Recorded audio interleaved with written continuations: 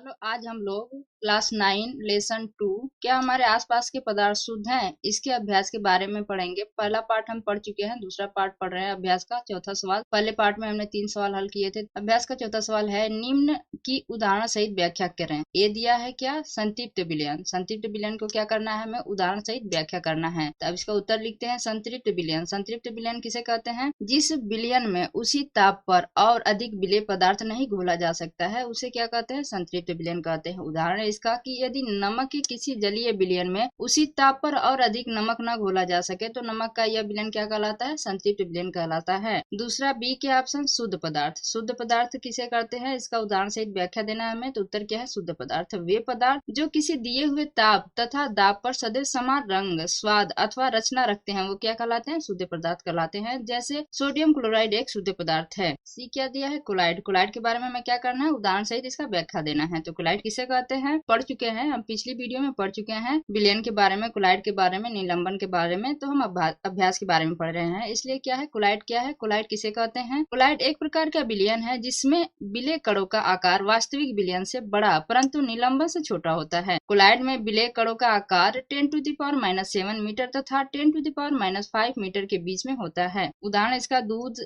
स्याही, रक्त, साबुन, विलयन आदि क्या है, ये क्लोराइड का उदाहरण है। डी है निलंबन। निलंबन किसे कहते हैं, उदाहरण सहित हमें बताना है। डी क्या है, निलंबन। उत्तर है इसका निलंबन। निलंबन किसे कहते हैं, निलंबन एक विषमांगी मिश्रण होता है जिसमें किसी ठोस पदार्थ के छोटे छोटे कण बिना घुले सारे के सारे द्रव में फैले रहते हैं। निलंबन में विलेय के कणों का आकार 10⁻⁵ मीटर से अधिक होता है। उदाहरण इसका चाक और जल का मिश्रण, पेंट है, गंदला पानी है, etc। ये क्या है, ये निलंबन के उदाहरण हैं। पांचवा है, निम्नलिखित में से प्रत्येक को समांगी और विषमांगी मिश्रण में वर्गीकृत कीजिए। सोडा जल है, लकड़ी है, बर्फ है, वायु है, मिट्टी है, सिरका है, छनी हुई चाय है। इसे हमें क्या करना है, इसमें कौन समांगी मिश्रण है, कौन विषमांगी मिश्रण है, इसके बारे में हमें बताना है। तो उत्तर क्या होगा, पहले हम लिख लेते हैं समांगी मिश्रण। समांगी मिश्रण, इसमें से कौन समांगी मिश्रण है, तो देखते हैं। सोडा जल क्या होता है, समांगी मिश्रण है। बर्फ भी समांगी मिश्रण है, वायु समांगी मिश्रण है, सिरका और छनी हुई चाय ये क्या है, समांगी मिश्रण है। दूसरा है विषमांगी मिश्रण। विषमांगी मिश्रण किसे कहते हैं, लकड़ी और मिट्टी क्या है, ये सब ये विषमांगी मिश्रण है। प्रश्न नंबर 6 है, आप किस प्रकार पुष्टि करेंगे कि दिया हुआ रंगहीन द्रव जो है वो शुद्ध जल है। उत्तर हम लिखते हैं कि हमें क्या करना है, हम निम्नलिखित प्रयोगों द्वारा पुष्टि करेंगे दिया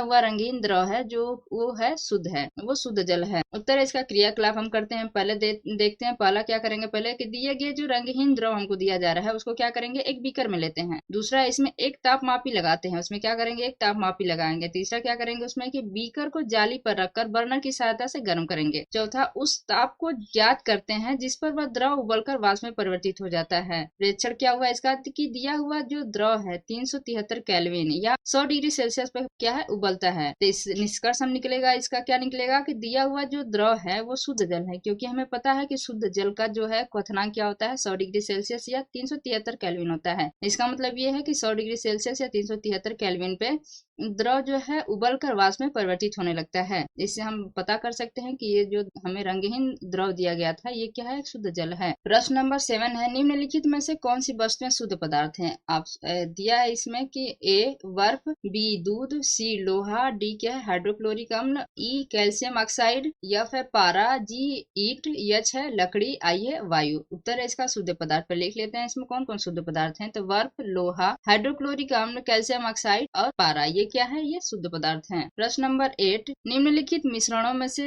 विलयन की पहचान करें। फिर हमें क्या करना है, विलयन का पहचान करना है। तो ए दिया है मिट्टी, बी है समुद्री जल, सी है वायु, डी है कोयला, ई है सोडा जल। हमें क्या करना है, इसमें विलयन का पहचान करना है। तो पहले हम लिखते हैं विलयन, फिर इसमें क्या है, ये बी है समुद्री जल, सी वायु और ई क्या है, सोडा जल। ये क्या है, ये विलयन है। प्रश्न नंबर 9 है, निम्नलिखित मिश्रण में कौन सा टिंडल प्रभाव को प्रदर्शित करता है या प्रदर्शित करेगा। ए है नमक का घोल, बी है दूध, सी है कॉपर सल्फेट का विलयन, डी है स्टार्च विलयन। उत्तर इसका टिंडल प्रभाव प्रदर्शित करेगा कौन करेगा, दूध करेगा और स्टार्च विलयन करेगा। प्रश्न नंबर 10 है कि निम्नलिखित को तत्व, यौगिक तथा मिश्रण में वर्गीकृत करें। ए है सोडियम, बी है मिट्टी, सी है चीनी का घोल, डी है चांदी, ई है कैल्शियम कार्बोनेट, एफ है टीन, जी है सिलिकॉन, एच है कोयला, आई है वायु, जे है साबुन, के है मीथेन, एल है कार्बन डाइऑक्साइड, एम है रक्त। इसे क्या करना है हमें, इसमें तत्व कौन है, यौगिक कौन है, मिश्रण कौन है, इसके बारे में हमें बताना है। पहले हम लिख लेते हैं इसके उत्तर में तत्व, मिश्रण, यौगिक। तो तत्व कौन है पहले देखते हैं। तत्व क्या है, सोडियम है, चांदी है, टीन है, सिलिकॉन है, ये क्या है, एक तत्व है। मिश्रण क्या है, ये मिट्टी, चीनी का घोल, कोयला, वायु, साबुन, रक्त, ये क्या है, ये मिश्रण है। यौगिक क्या है, calcium carbonate, methane, carbon dioxide, ये क्या है, यौगिक है। हम तत्व, मिश्रण, यौगिक के बारे में पढ़ चुके हैं। प्रश्न नंबर 11 है, निम्नलिखित में से कौन से परिवर्तन रासायनिक हैं। रासायनिक परिवर्तन में हम जानते हैं कि ये क्या करते हैं, ये अपनी पूर्व अवस्था में नहीं आ पाते, ये वापस अपनी पूरी अवस्था नहीं धारण कर पाते हैं। तो ये ए दिया है पौधे की वृद्धि, बी दिया है लोहे में जंग लगना, सी है लोहे के चूर्ण तथा बालू को मिलाना, डी है खाना पकाना, ई है भोजन का पाचन, एफ है जल से बर्फ बनना, डी है मोमबत्ती का जलना। उत्तर होगा रासायनिक परिवर्तन। पौधे की वृद्धि, ये क्या है, एक रासायनिक परिवर्तन है। लोहे में जंग लगना, ये भी एक रासायनिक परिवर्तन है। डी खाना पकाना, ये भी रासायनिक परिवर्तन है। भोजन का पाचन और मोमबत्ती का जलना। जलना हमने कहा था कि जलना कोई भी हो आप जलने से समझ सकते हैं कि जलना मैक्सिमम क्या होता है, रासायनिक परिवर्तन होते हैं।